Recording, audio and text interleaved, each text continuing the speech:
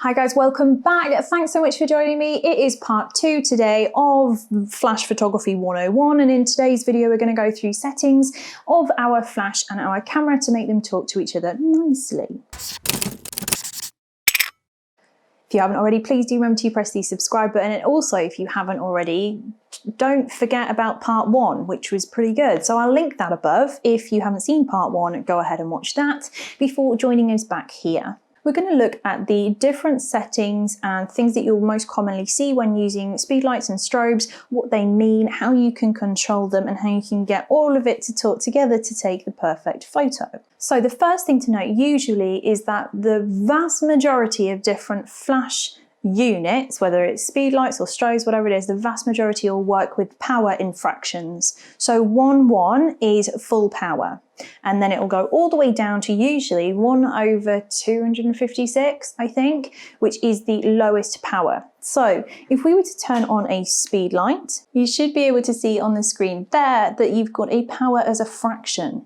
So that means basically this is going to fire at half power, half of its full power, and usually the power is measured in watts. So let me turn that off. So your speedlight will have a total power value that is half of it. The same is true, exactly the same for a strobe. So with a strobe, you have exactly the same principle in action. So if we turn this one on, hopefully you guys can see on the screen and the fraction there. So that is half power of this strobe. So because this is a 600 watt strobe, that theoretically will mean that every time that that flash pops, it's going to be throwing out at 300 watts because it's half of the power. As you change the power of your flash, usually it goes up in fractions all the way through, and it also has mini steps in between. Most of the time those are in thirds, which goes up to plus 0.3, and then the next one is actually plus 0.7. Sometimes on different lights you can pick whether you want to go up in tenth of a step instead, in which case you will then have plus 0.1, 0.2, 0.3, 0.4, so on until you hit 0.9, and then it will knock up to the next fraction of a power. That's the most common thing that you will see. So all you need to remember from this section is that to reduce the power of your light, make the fraction smaller. So what about the modes? Out of the box, most lights, speedlights and strobes, both have what's called a manual mode. Manual mode just means that I, as the photographer, am in full control of the power of that light. It is my job to dial it in and decide whether I want it brighter or darker in terms of its strength that's coming out of the flash.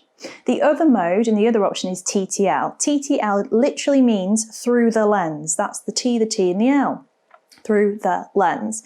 Through the lens means that actually the photographer doesn't have control over the power of the flash, and what is in control of it is the camera's metering. So the camera meters the scene and goes, okay, flash, I need a bit of help here. Please give me X amount of power to fill this scene.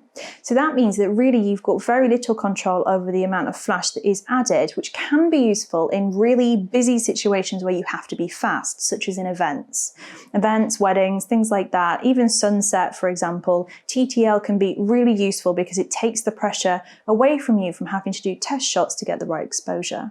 You can override TTL a little bit by using flash compensation and exposure compensation on the flash and camera respectively to either dial up or down different values, which will then give you your ideal exposure, balancing the ambient light, the natural light in the scene, and the flash light, the artificial light that you've added. So using those two things can control that. That is TTL. I would recommend practicing. So the next thing to be aware of is that you can mix your light sources. So although in the last video we discussed the triggers, transceivers, receivers, whatever you want to call them, we did discuss them. But what if you have got a strobe like this and then your only other light is a speed light, but you want to use 2 lights in your setup? Well, you can actually do that. It's completely doable, and we've done it before in the black background video where we had 2 strobes. There were 2 iLux strobes at the time and a speed light because I didn't have 3 strobes. All you need to do is put one of your light's triggers on the camera. That's going to still connect with one of the lights and say, hey, look, flash now. That's the point of them, right? So you will have one that's talking to it. So if I use this trigger with this light, my camera will tell this light to fire. But nothing's telling this light to fire because this trigger isn't on the camera. I can't have multiple triggers set on my camera. You don't actually need this one. So you can just kind of chuck it. You don't need it. And what you can do is then set this to what's called slave. So most lights, all of them that I've used, have what's called a slave mode. So let's go in. Hopefully you guys can see the screen, and if you tap it, it should have moved from M to S.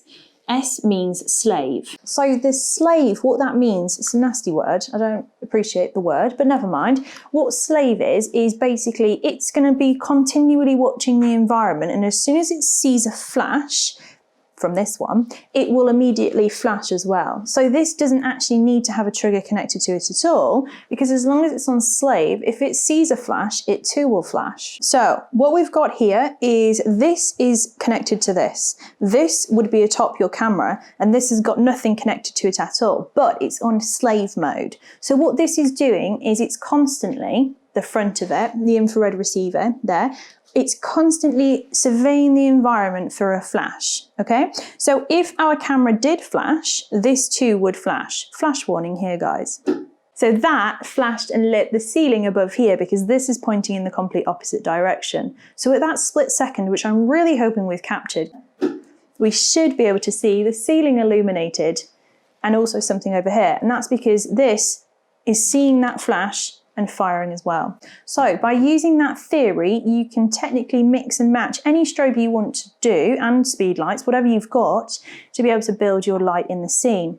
There's one exception for that though that is important to note, is that if it's really bright, this won't be able to see a flash at all. So you can't use this theory in bright daylight outside because it won't be able to see the flash. You also need to make sure that the area that's receptive to the flash in the scene is pointing at or towards something where it can see the flash. So then you have your actual camera settings, and there's another thing that some lights have that we need to discuss now because they all kind of merge together at this point, and that is the sync speed.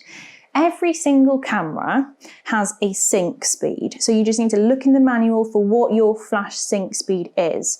It depends on the brand of light that you're using, whether the sync speed is slightly higher or lower, but the general range is usually between 1/125th of a second and 1/250th of a second. That's kind of your maximum range that you'll be able to go to in terms of your shutter speed before the camera cannot see the flash anymore. You'll know if your shutter speed is set higher than the sync speed because you'll get this weird dark black bar coming over your images. That means that you're past your sync speed.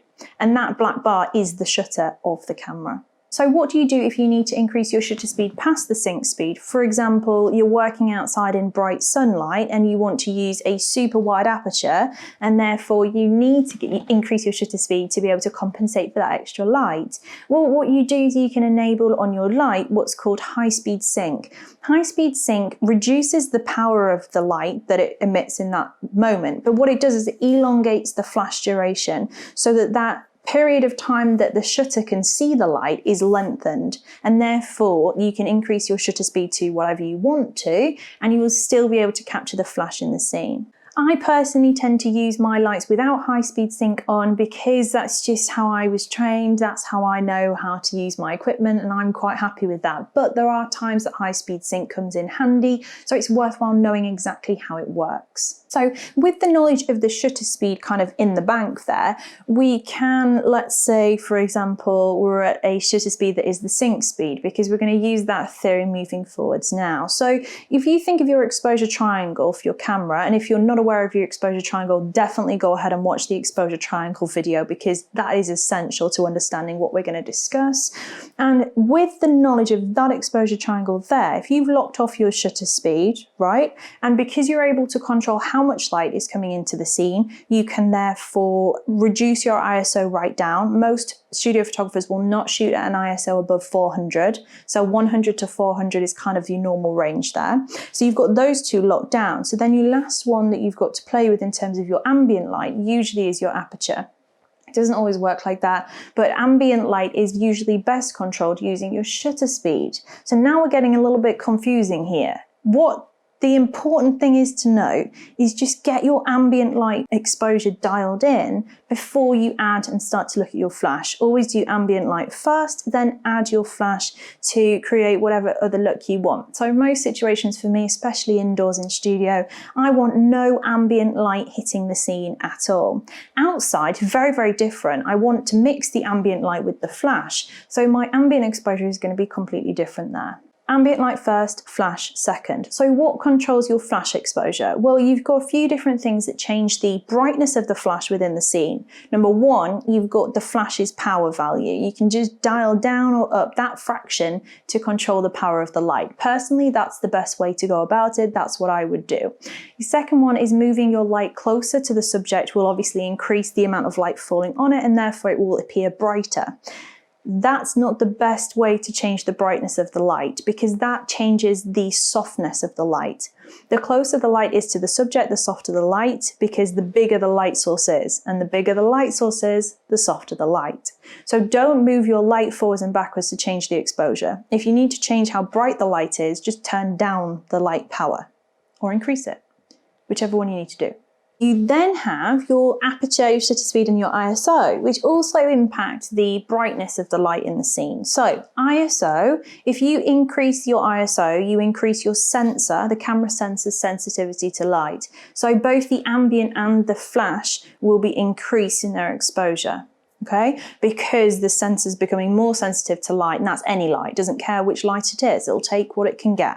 Okay, the shutter speed has zero impact at all on the brightness of the flash. Nothing, doesn't make a difference, but it will impact your ambient light. But keep in mind the whole sync speed and high speed sync situation.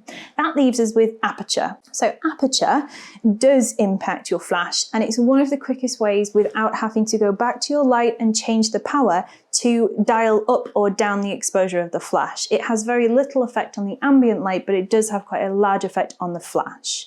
So just keep those things in mind. So you've got your exposure triangle for your ambient light, and then you've got your exposure pentagon, triangle with extra bits for your flash. And as long as you're aware of what controls what, then everything afterwards will be quite straightforward. I'm going to leave that there because I think this is long enough. So that's part 2 of Flash Photography 101, and I hope this has been helpful. If it has, and it's explained a few things for you, I know it's been a bit confusing, please let me know in the comments box below, and also let me know if you want to see more of things like this, because it's useful to get your feedback. Thanks for joining me, and I'll see you again soon.